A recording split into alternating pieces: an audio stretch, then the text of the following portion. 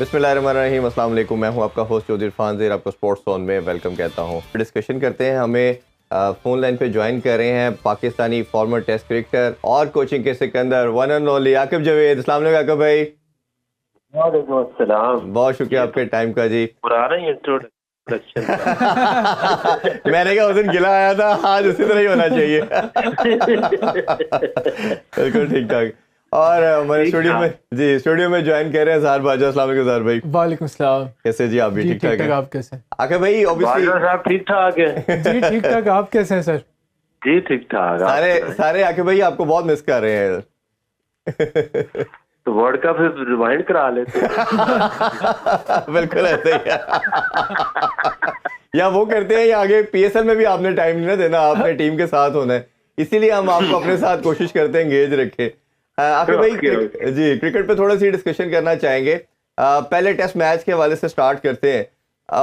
आपने भी last week हमसे बात की और यही लग रहा था कि that is written on the wall कि पाकिस्तान शायद ये 3-0 हारेगा, और पहले टेस्ट में तो ऐसे ही हो गया। क्या आपको लगता है कि ये बहुत ज़्यादा स्किल लेवल का डिफरेंस है? मेंटली वो बहुत स्ट्रांग है, जैसे वो टेस्ट चैंपियनशिप भी जीत चुके हैं, ओडीआई के भी वर्ल्ड चैंपियन है।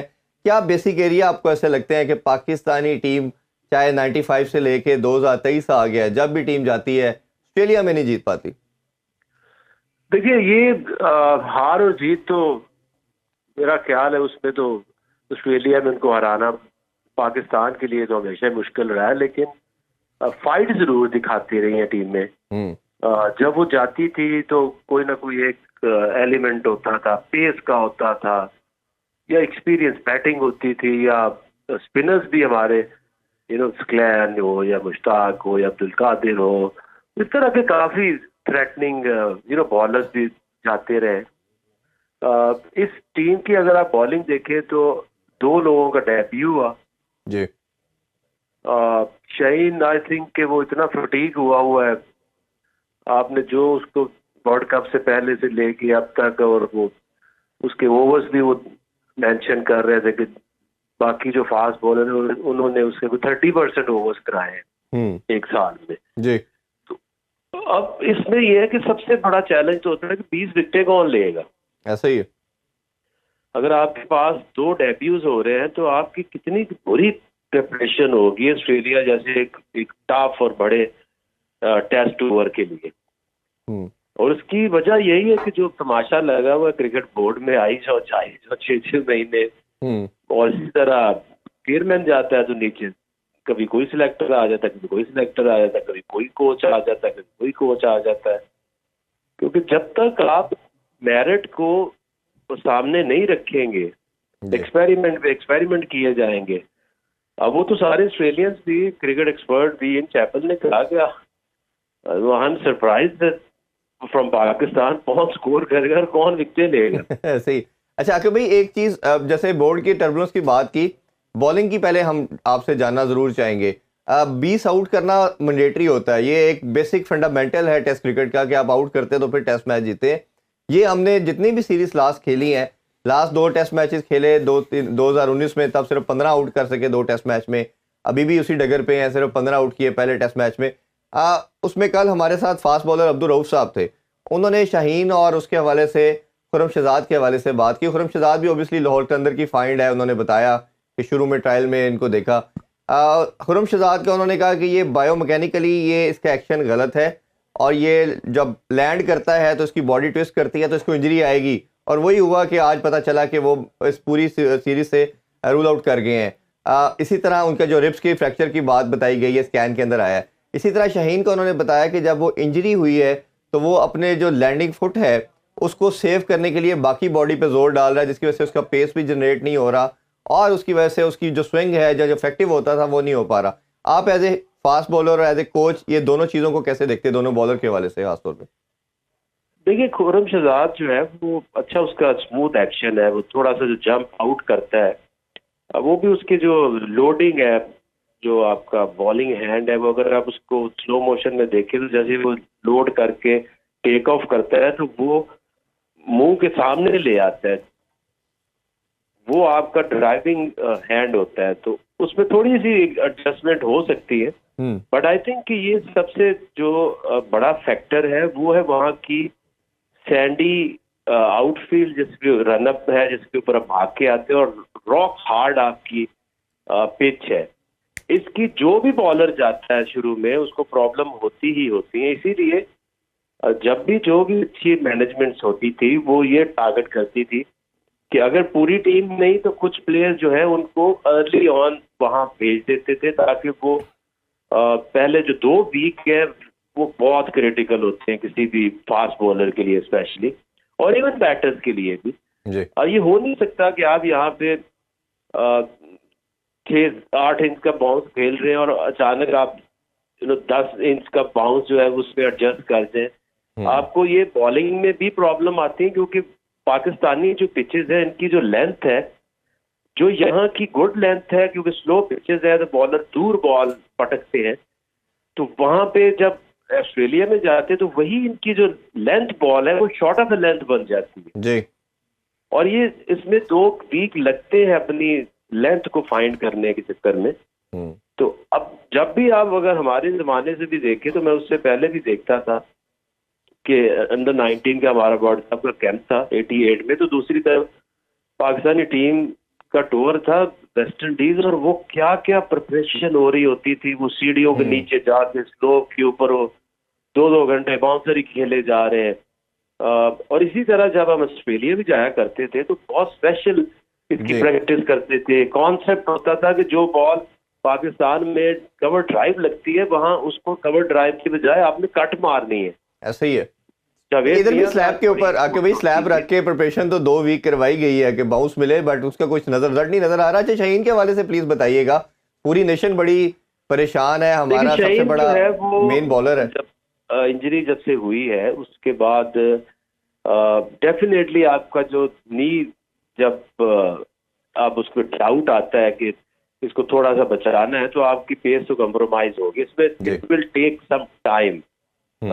ऐसे बॉलर को मैं तो ये सजेस्ट करता हूँ कि आप सिर्फ इम्पोर्टेंट क्रिकेट खेलें, उसके बाद अपने जिम में जाएं, अपनी बॉडी के ऊपर काम करें, दोबारा से जो फुल आपका जो कॉन्फिडेंस है कि आप पूरा पैर जो है वो जमीन पे रखें और पूरा जो, क्योंकि आप देखें जो फास्ट बॉलिंग है उसमें जो ज्यादातर 80% फोर्स है वो ग्राउंड फोर्स होती है। जब आप पैर रखते हैं, प्लांट करते हैं और नीचे पुश करते हैं, तो फिर जो ग्राउंड की फोर्स है from your foot to your torso और देन शिफ्ट होती है अपर बॉडी में। तो ये बड़ा एक अभी तो टेक्निकल पॉइंट है कि आप जरा सा भी डाउट हो आपके जो फ्रंट लेग है उसके नी में और एंकल में, तो आपकी जो कॉम्प्रोमाइज होती है आपकी पेस। अच्छा आकिब भाई, पहले मैच में हमने देखा खुरम शहजाद भी इंजर हो गए, फहीम की परफॉर्मेंस भी कोई बहुत अच्छी नहीं रही, तो अब नेक्स्ट मैच में क्या बॉलिंग कॉम्बिनेशन होना चाहिए? क्या स्पिनर को खिलाना चाहिए या इसी तरह जिस तरह 4 पेसर्स हैं उसी तरह जाना चाहिए, हसन अली और मीर हमजा दोनों को खिलाना चाहिए? तो इस हवाले से सर आपकी क्या राय है? मैं तो हैरान हूँ कि आप एक टेस्ट मैच में गए हैं जहां आपके पास ऑफ स्पिनर आपने पाकिस्तान से बुला के उसको बाहर बिठा दिया। ये सोचते नहीं है, ये पीछे जाके देखते नहीं है कि ऑस्ट्रेलियन जो है हमेशा से जो ऑफ स्पिनर के अगेंस्ट ये हमेशा वीक रहे। अच्छा ऑफ स्पिनर हमेशा ऑस्ट्रेलिया में जाके विकेट लेता है और उनके 6 लेफ्ट हैंडर भी थे, परफॉर्मेंस हुई है और उनके 4-5 लेफ्टी बैट्समैन है। तो आपने क्यों नहीं स्पिनर खिलाया यार? मैं तो हैरान हूँ। अगर ये सजाद को खिला लेते साजिद को तो ये यकीन करेंगे ये हो सकता था कि 300 तक उनको 350 तक पहली इनिंग में रोक लेते। आपने वो मीडियम पेसर्स से कौन आउट होता है आज? I don't know. भाई मशरफ से तो बेहतर था कि फिर अगर आप और साजिद को खिलाना चाहिए था फहीम की जगह। अभी भी मैं ये कहूंगा कि you can not go into a test match without regular spinner. बिल्कुल ठीक। अच्छा कि भाई अगर बॉलिंग की तो चले बात कर ली, बैटिंग हमारी कम से कम 1.5-2 साल से कंसिस्टेंट बेसिस पे यही बैटिंग खेल रही है। ओपनर भी दोनों स्टेबल हैं। अगर शान मसूद की बात करें तो ओबियसली 19 उनके हम देख चुके हैं कि ऊपर नीचे उनके डिजास्टर हो रहे हैं, 50 नहीं इवन बना पाए। बाबर का चौथा नंबर फिक्स है, साउथ शकील भी 1.5 साल से कंटिन्यूसली इसी नंबर पे 5वें पे, और इसी तरह साउथ शकील के साथ सलमान अली आगा भी खेल रहे हैं। तो ये बैटिंग हमारी कांस्टेंट बेसिस पे खेल रही है। बट अगर आप देखें पहली इनिंग्स के अंदर 104 ओवर खेले और ऑस्ट्रेलिया से हमने कम से कम 200 कम रन बनाए। इसी तरह सेकेंड इनिंग्स की बात करें तो मेयरली हमने 31 ओवर खेले। तो ये जो इतना बड़ा डिजास्टर हमारी बैटिंग का हो जाता है टेस्ट मैचेस के अंदर, इस हवाले से क्या राय रखेंगे आप? देखिए, उसमें अगर आप सारे अपनी बैटिंग लाइनअप के टेस्ट मैचेस अगर गिन लेना और इनकी देख लेंगे, इनकी साउथ अफ्रीका में या ऑस्ट्रेलिया में या इंग्लैंड में कितने टूर्स हैं, कितनी परफॉर्मेंसेज हैं, तो आपको समझ आ जाएगी। सरफराज को आपने श्रीलंका में खिलाया, पाकिस्तान में खिलाया, और आपने ये सोचा कि ये 36 ईयर्स एज में जाकर ये तेज और बाउंसियर ट्रैक के ऊपर ये परफॉर्म करेंगे। आप चाहते हैं, कंडीशंस देखते हैं, उसमें देखते हैं कि किस इंसान के ज्यादा चांसेस हैं कि वो सरवाइव कर सके। असल में ये दूसरी इनिंग में तो सारा ये डर के आउट हुए, क्योंकि जब ये पहली इनिंग थी तो उसमें ऑस्ट्रेलिया में होता है ऐसे है कि वो क्रैक से आहिस्ता आहिस्ता खुलना शुरू होते हैं। तो शुरू में तो ये नॉर्मल बॉलिंग आ रही थी, ये खेलते गए, ओपनिंग स्टैंड भी इतना अच्छा मिल गया। लेकिन जब ये सेकंड इनिंग आई, अगर आप देखें तो जो ऑड बॉल बाबर को भी हो रहे थे, ही वाज लाइक नोवेयर कि क्या करे वो। अब उनको ये इसका समझ नहीं आ रही थी कि अगर मैं पिच के ऊपर स्टे करूंगा तो एक बॉल क्रैक में पड़ी तो मुझे ले जाएगी। उसने कोशिश की, मैं थोड़ा सा जरा जो बॉल मुझे मिलती है उसको जरा मैं बॉल के पीछे जाना शुरू किया जी। बट उसके लिए फिर आपको बेखौफ होके खेलना पड़ता है और ऑल ऑफ अ सडन आप अपनी गेम को चेंज नहीं कर पाते। टेक्निकली अगर आप देखें तो इनकी जो बैटिंग का स्टाइल है, अगर दोनों टीमें एक तरह की ओवर खेलें और एक तरह की बैटिंग करें तो वो फिर भी इनसे 150 रन आ गए। नहीं तो उसमें ऐसा इम्पैक्ट डालने के लिए आपके ख्याल में आकिब भाई हम ये नहीं सोचते, जैसे हमने पहले टेस्ट में भी बात की थी कि हमें अगर हम बात कर रहे हैं तो हमारे पास जो लेफ्टी हमने साइम अयूब को रखा है, वो एक बच्चे के अंदर ऐसी दिलेरी है कि जो अटैक कर सकता है, और ऑस्ट्रेलियन की हिस्ट्री रही है कि अगर उन पर अटैक किया जाए तो वो बैक फुट पे आते हैं, अदरवाइज तो कन्वेंशनल क्रिकेट खेल के वो नहीं हारते। तो उस बच्चे को समझते हैं कि पाकिस्तान को चांस लेना चाहिए एज ए एक्स फैक्टर। देखिए, उससे ज्यादा तो रिजवान को इनको चांस देना चाहिए था पहले टेस्ट मैच में भी, और अभी देना चाहिए। अब ये नहीं कि हम एक मैच में पूरी परफॉर्मेंस है तो सरफराज को हम नहीं खिलाते। मैं टेक्निकली बात कर रहा हूँ जी कि वो तेज पिचों के ऊपर, उस स्पेस के ऊपर बड़ा मुश्किल है सरफराज का परफॉर्म करना। उसके फिर भी रिफ्लेक्सेस आते हैं रिजवान के, स्पिनर को भी अच्छा खेल लेता है और रिफ्लेक्सेस उसके अभी अच्छे हैं। तो अगर आप ये सोचे ना कि आपका जो कप्तान है उसको रन करने पड़ेंगे, क्योंकि अगर आप पूरी अगर ऑस्ट्रेलियन टीम से देखें तो उस पूरी बैटिंग लाइनअप में सिर्फ उनके पास एक प्लेयर है जिसको आउट करने का वो सोचते, वो बाबर है जी। तो बाकी का तो कोई प्रेशर ही नहीं उनके बॉलर्स के ऊपर, ना ये अटैक करते हैं, ना ये इतने टेम्परामेंट है कि फिर स्लो खेलना है तो फिर नहीं ना, फिर आउट हो, फिर आप ठीक है, फिर आप पूरा दिन बैटिंग करके दिखाओ। अच्छा आकिब भाई, आप जो स्क्वाड सिलेक्शन हुई है T20 की न्यूजीलैंड की सीरीज़ के खिलाफ, उसको आप कैसे देखते हैं? उसमें साहबजादा फरहान को मौका दिया जा रहा है, साइम अयूब को मौका दिया जा रहा है, लेकिन कुछ एक्सक्लूजन्स भी हैं, जिस तरह अहमद शहजाद की बड़ी बात हो रही थी कि जी उन्होंने डोमेस्टिक में अच्छा परफॉर्म किया, उनको नहीं शामिल किया गया। इस तरह मोहम्मद हारिस हैं, उनको नहीं मौका दिया गया। तो उसकी टीम सिलेक्शन को आप कैसे देखते हैं जो न्यूजीलैंड स्क्वाड के लिए, न्यूजीलैंड टूर के लिए की गई है? देखिए, ये आपको सिलेक्शन भी वही इंडिकेट करती है कि एक क्योस है। हर 6 महीने में एक मैनेजमेंट बदलेगी, बोर्ड बदलेगा, कोई जिसके फेवरेट्स होते हैं वो अब नजर ही नहीं आ रहे। वो हैदर अली जो थे वो प्लाटिनम में PSL में थे और वो सुपरस्टार थे जब रमीज राजा चेयरमैन थे। हारिस जो है उस दौर में वो एक सुपरस्टार बनने जा रहा था। फिर जमाम साहब आए, उन्होंने कुछ अपनी चीजें डिफरेंट की। अब वहाब एज चीफ सिलेक्टर आए हैं या एज हेड कोच आए हैं, तो उनकी अपनी एक मंतक है। अब हारिस जो है वो अपने आप को क्या सोचे कि 2 साल से जो घुमा घुमा के उसको बगैर खिलाए, बगैर किसी वजह के उसको रिप्लेस करके आप कहीं और चल पड़े हैं जी। और ये जैसे प्रेशर पड़ेगा, अब ये देखिए ना कि ये जो मैनेजमेंट है, ये अभी ऑस्ट्रेलिया से तो खबर अच्छी आई, आज तक नहीं आई, तो अब भी आज की कोई ऐसे ही अगर न्यूजीलैंड जाते हैं वहां मार पड़ती है, फिर ये वर्ल्ड कप में जाते हैं वहां से मार पड़ती है, तो फिर कहाँ स्टैंड करेगा? अच्छा, पहले टेस्ट से आपकी बात को मैं सेकंड करूंगा कि भाई इन्होंने पहले टेस्ट में कहा कि हम रिजवान और बाबर को रेस्ट दे के यंगस्टर को चांस देंगे। जैसे ही डिजास्टर हुआ पहले टेस्ट मैच में, इन्होंने स्टेटमेंट चेंज की और इन्होंने दोनों को T20 सीरीज में रख लिया। अच्छा, अब उसकी मैं मंतक भी आपसे जानना चाहूँगा कि जिस तरह हारिस की हमने बात की कि एक लड़का कंटिन्यूसली 2-2.5 साल से ट्रैवल कर रहा है टीम के साथ, इमर्जिंग टीम का कैप्टन बनाया आपने और उसने आपको एशिया कप जिताया, T20 वर्ल्ड कप खेला आपके साथ, उसको बाहर कर दिया और हसीबुल्लाह को चांस दे दिया और इसी तरह आजम खान को दे दिया। जब खेलना रिजवान ने है तो आपके ख्याल में ऐसा नहीं कर सकते थे कि एक कीपर को चले एटलीस्ट साथ लेके जाते और साथ आप एक ओपनर को, जैसे अहमद शहजाद की बात की जा रही है, आपने साहबजादा फरहान को अगर चांस दे दिया है, आपने हसीबुल्लाह को दे दिया, तो अहमद शहजाद को भी आप ले जाते ताकि एटलीस्ट जो एक कंटिन्यूटी बन रही है कि लड़के अब रिजाइन करके दूसरी लीग में जाना चाह रहे हैं, शायद कहीं ब्रेक लगती और आप कहते हैं कि हमने मेरिट को देख रहे हैं, हम परफॉर्मर को देख रहे हैं, उसको भी अपॉर्चुनिटी दे सकते थे आप। देखिए, अब ये तो आप ऐसे तो नहीं कभी भी होता कि आप जल्दी से आए और इधर से दो चीजें ठीक करें, दो सीधी करें और आपकी टीम चल पड़ेगी। आप 2-2.5 साल 3 साल पीछे हैं बाकी टीमों से, आपने काम नहीं किया। आपको वो काम अब आज शुरू करेंगे तो 2-2.5 साल बाद आपकी ऑप्शंस बनेगी, क्योंकि प्लेयर ऐसे नहीं बनते, प्लेयरों को भेजना पड़ता है, जो आपके बैटर्स हैं उनको काउंटी में भेजना पड़ता है, ग्रेट क्रिकेट ऑस्ट्रेलिया में जाना पड़ता है, बॉलर को भेजना पड़ता है।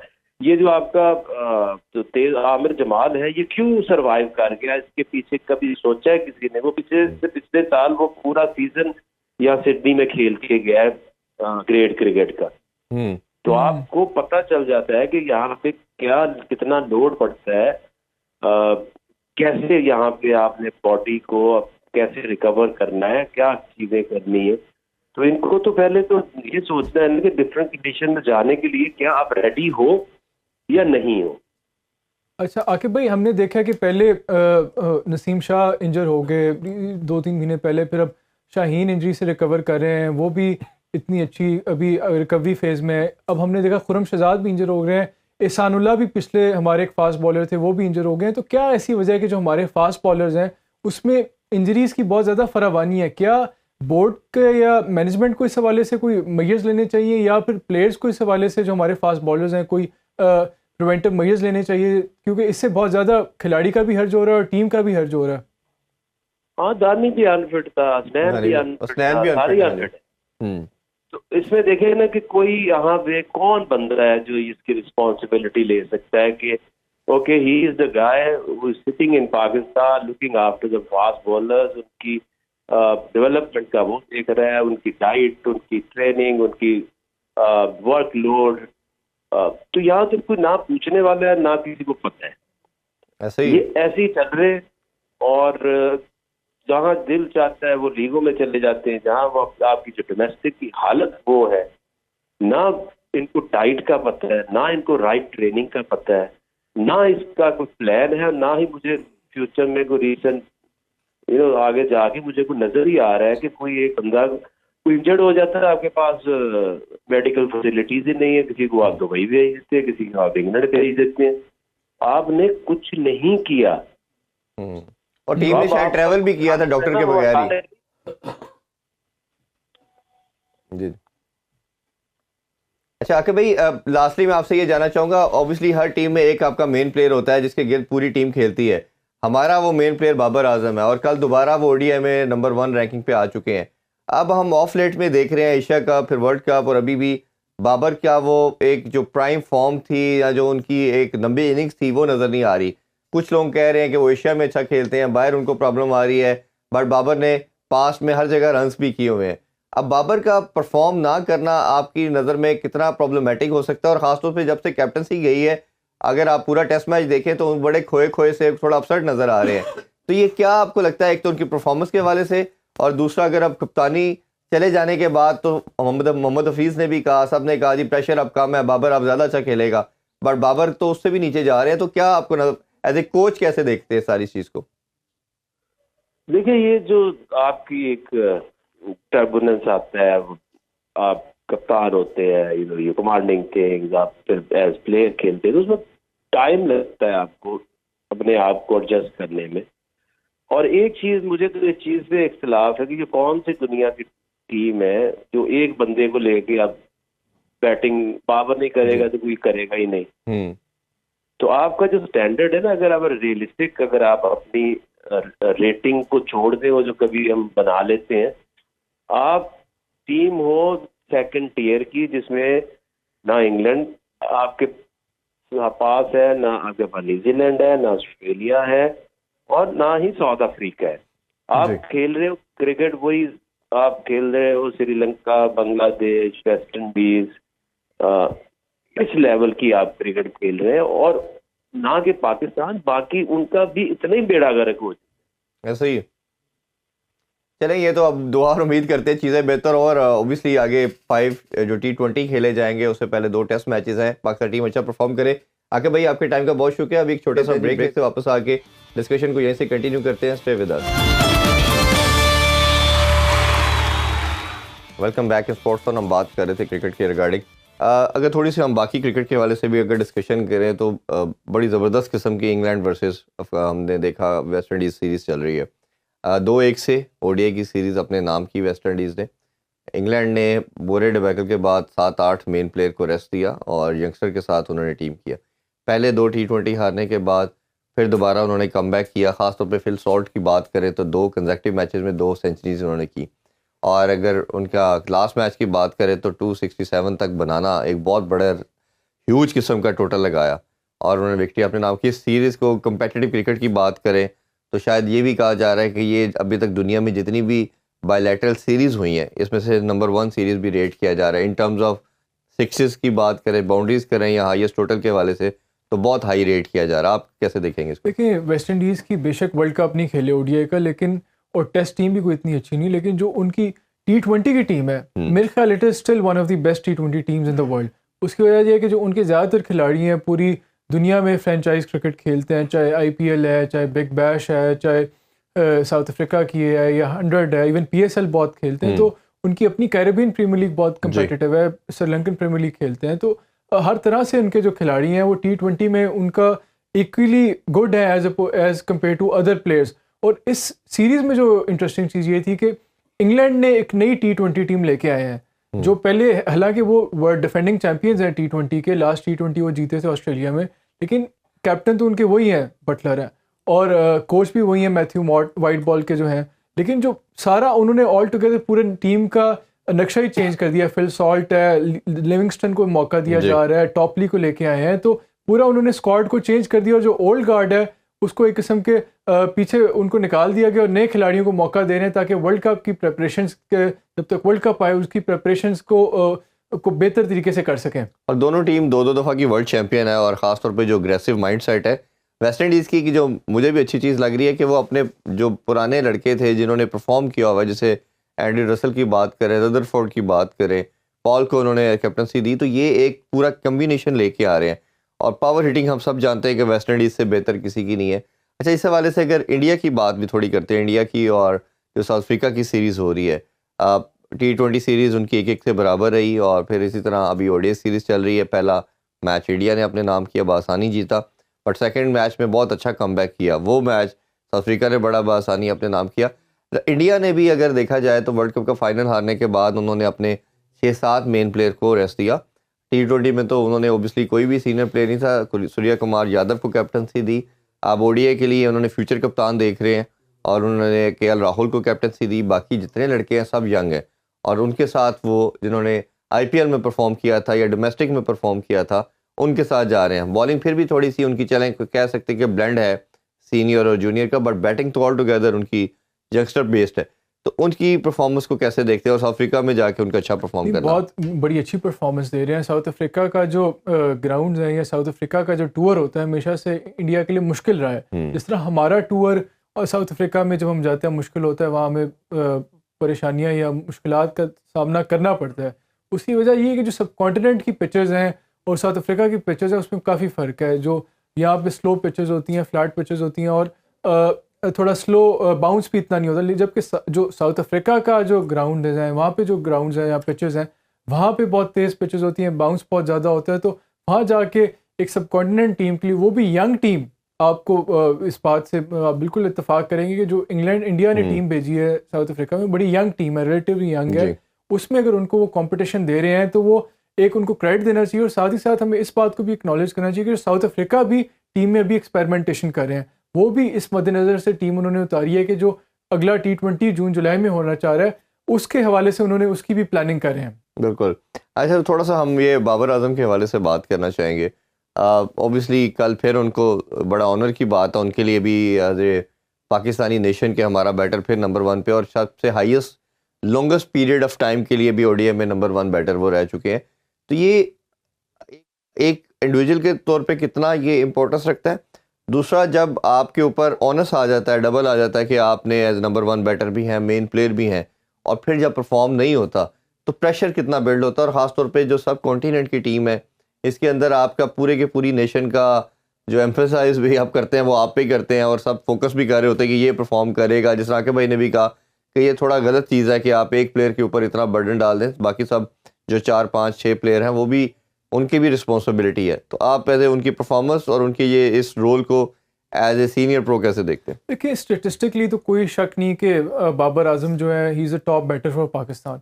और जो रैंकिंग्स भी जब की जाती हैं या डिसाइड किया जाता है, रैंकिंग्स प्लेयर्स को दी जाती हैं, तो उसमें स्टेटिस्टिक्स का बड़ा रोल होता है। लेकिन अनफॉर्चुनेटली जो रैंकिंग का मेयार है उसमें अपोजिशन कैसी है और किस सिचुएशन में उसने खेली है, किस तरह का ग्राउंड से, किस तरह के कंडीशंस थे, क्या उस इनिंग्स का मैच विनिंग मैच विनिंग का है रोल या कि नहीं? उसका टीम की जीत में कितना रोल था कि नहीं, तो वो चीज़ें फैक्टर नहीं की जाती। तो नो डाउट बाबर आजम अभी भी पाकिस्तान के बेहतरीन बैट्समैन है, लेकिन हम उनसे इससे ज़्यादा एक्सपेक्ट करते हैं। जो बड़ा खिलाड़ी होता है वो रैंकिंग्स के साथ साथ अपनी टीम को, अपने मुल्क को फतुहात देता है। तो हम एक्सपेक्ट करते हैं कि, और जो ट्रू लेजेंड्स होते हैं, चाहे जिस मर्जी आप स्पोर्ट्स में देख लें, चाहे क्रिकेट है, फुटबॉल है, उन्हीं को ही तस्वुर किया जाता है जो अपनी टीम के लिए वर्ल्ड कप्स जीतते हैं या ट्रॉफीज़ जीतते हैं।